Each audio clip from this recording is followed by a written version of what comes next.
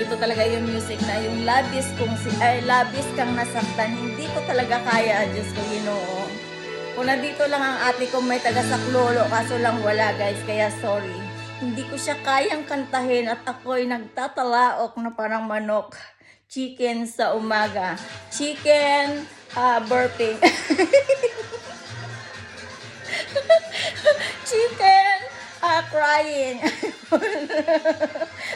Mayroon akong pangitain, kakaibang pangitain guys, pero hindi ko sasabihin, next time na lang. Kasi ngayon, karumal-dumal na krimen from Suko ang aking natuklasan ngayong umagang ito.